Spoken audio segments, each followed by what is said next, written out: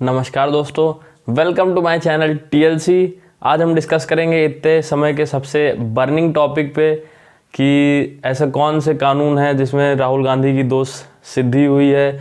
ऐसे कौन से कानून हैं जिसकी वजह से राहुल गांधी की लोकसभा की सदस्यता चली गई, और आने वाले समय में क्या राहुल गांधी फिर से लोकसभा के सदस्य बन सकेंगे या नहीं बन सकेंगे, या फिर चुनाव लड़ सकेंगे नहीं लड़ सकेंगे। तो आइए शुरू करते हैं। एक छोटा सा सवाल, इन सब के नाम, इन सब चोरों के नाम मोदी मोदी मोदी कैसे हैं? ये भाषण 2019 के लोकसभा के चुनाव के दौरान का है। कर्नाटक में एक कोलार डिस्ट्रिक्ट पड़ती है, वहीं पे राहुल गांधी रैली कर रहे थे और उसी दौरान ये भाषण उनके द्वारा दिया गया। इस वीडियो में क्लियरली दिख रहा है कि मोदी जो सरनेम है उसको बार बार चोर बोला जा रहा है। तो इसी से आहत होकर बीजेपी MLA पूर्णेश मोदी ने सूरत में एक मुकदमा पंजीकृत कराया 499, 500, 504 IPC में। ये सब धाराएं मानहानि, डिफेमेशन की हैं। पूर्णेश मोदी द्वारा FIR मुकदमा पंजीकृत कराने के बाद इस मुकदमे का बाकायदा ट्रायल चला चीफ जुडिशियल मजिस्ट्रेट सूरत डिस्ट्रिक्ट कोर्ट में। इस मुकदमे का ट्रायल 17 मार्च 2023 को समाप्त हुआ। 23 मार्च 2023 को कोर्ट द्वारा राहुल गांधी को कन्विक्ट किया जाता है 2 साल तक की सज़ा के लिए। दोस्तों, मानहानि का जो मैक्सिमम जो सज़ा है, मानहानि के लिए अगर कोई दोषी पाया जाता है उसके लिए जो मैक्सिमम सज़ा है वो 2 साल तक की ही है। और जो स्मॉल ऑफेंसेस होते हैं उनमें ज़्यादातर देखा जाता है कि जो मैक्सिमम पनिशमेंट है वो नहीं दी जाती है, उससे कम या कम। लेकिन राहुल गांधी के केस में इसका उल्टा हुआ, जो मैक्सिमम पनिशमेंट थी स्मॉल ऑफेंसेस के जो डिफेमेशन के लिए वो दी गई। फिर दोस्तों अगले दिन 24 मार्च 2023 को राहुल गांधी को लोकसभा की सदस्यता से बर्खास्त कर दिया जाता है। तो दोस्तों, ऐसे कौन से कानून हैं जो पार्लियामेंट को पावर देते हैं कि किसी भी सदस्य को वो बर्खास्त कर सकती है? दोस्तों, कॉन्स्टिट्यूशन के आर्टिकल 102 सब क्लॉज 1 में 5 ग्राउंड बताए गए हैं जिनकी वजह से जो सदस्य है पार्लियामेंट का वो डिस्क्वालीफाई किया जा सकता है। उन 5 ग्राउंड्स में से एक ग्राउंड यह भी है कि अगर पार्लियामेंट चाहे या कोई नया कानून लाए जिससे कोई सदस्य बर्खास्त हो सकता है तो वह पार्लियामेंट उसे बर्खास्त कर सकती है। लेकिन पार्लियामेंट भी किन आधारों पे किसी को डिस्क्वालीफाई कर सकती है, तो यह पढ़ने के लिए हमें देखना पड़ेगा the representation of the people act 1951। इनमें बताया गया है कि कौन कौन से आधार हैं जिन पे पार्लियामेंट किसी सदस्य को डिस्क्वालीफाई कर सकती है। ये सदस्य Rajya Sabha, Lok Sabha, legislative council, legislative assembly के होते हैं। इस एक्ट की धारा 8 में कुछ सर्टेन ऑफेंसेस बताए गए हैं जिनके कन्विक्शन पे किसी भी सदस्य को बर्खास्त किया जा सकता है। धारा 8 के सब क्लॉज 3 में बताया गया है कि अगर किसी भी सदस्य, किसी आदमी को 2 साल या 2 साल से अधिक की सज़ा होती है किसी अपराध में, तो उसे डिस्क्वालीफाई कर सकते हैं।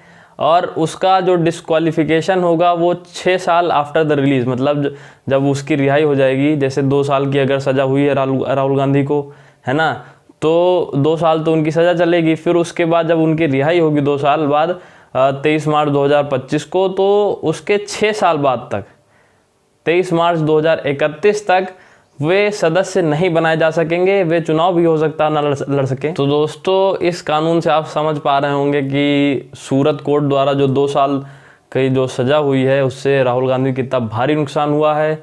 चूँकि अगर वो 2 साल से सूरत कोर्ट कम कुछ सज़ा करती तो हो सकता था कि ये जो धारा 8 सब क्लॉज 3 है इसके एम्बिट में, इसके रेंज में राहुल गांधी ना आते। लेकिन सूरत कोर्ट द्वारा एग्जैक्ट 2 साल की ही सज़ा की गई है। एक चीज़ और, अगर जब आप the representation of people act जब पढ़ेंगे तो उसकी धारा 8 के सब क्लॉज 4 में बताया गया है कि जो डिस्क्वालिफिकेशन का जो रूल है ये 3 महीने, कन्विक्शन के 3 महीने बाद से ही शुरू होगा।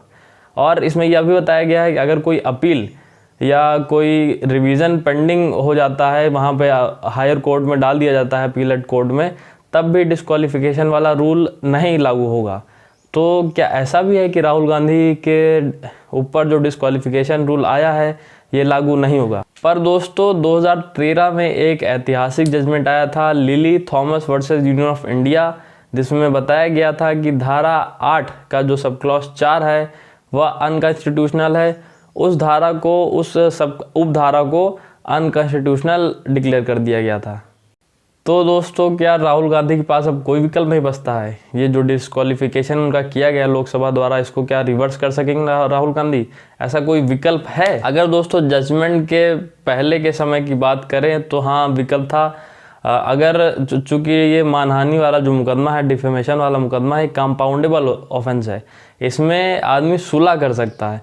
तो अगर पुर्नेश मोदी चाहे होते या फिर अगर समझौते की बात हुई होती तो हाँ ये मुकदमा वहीं पे समाप्त हो जाता। एक विकल्प दोस्तों इसका यह भी है कि अगर इलेक्शन कमीशन चाहे तो जो ये डिस्क्वालिफिकेशन हुआ है राहुल गांधी का, ये उस डिस्क्वालिफिकेशन को वापस ले सकती है या फिर उसके टर्म को रिड्यूस कर सकती है। हाँ दोस्तों, the representation of the people act 1951 की धारा 11 में यह बात कही गई है कि अगर इलेक्शन कमीशन चाहे, कोई रीज़न लेते हुए, कोई रीज़न दिखाते हुए, अगर वह चाहे तो किसी भी जो डिस्क्वालीफाइड मेंबर है उसके डिस्क्वालिफिकेशन को वह रिमूव एकदम से हटा सकती है या फिर उसके पीरियड को रिड्यूस कर सकती है। दोस्तों एक विकल्प यह भी है कि चूंकि अभी CJM चीफ जुडिशियल मजिस्ट्रेट द्वारा ही ये फैसला सुनाया गया है, अभी तो अपील होगी सेशन कोर्ट सूरत में, उसके बाद हाई कोर्ट में गुजरात के, फिर सुप्रीम कोर्ट। तो अगर जो ये अपीलेट कोर्ट हैं, ये लोअर कोर्ट की, CJM कोर्ट की, अगर उस कन्विक्शन के ऑर्डर को इलीगल मानती हैं या फिर इनके कन्विक्शन को वापस ले लेती हैं, तब भी दोस्तों डिस्क्वालिफिकेशन हट ही जाएगा। तब पार्लियामेंट के पास कोई अधिकार नहीं बचेगा।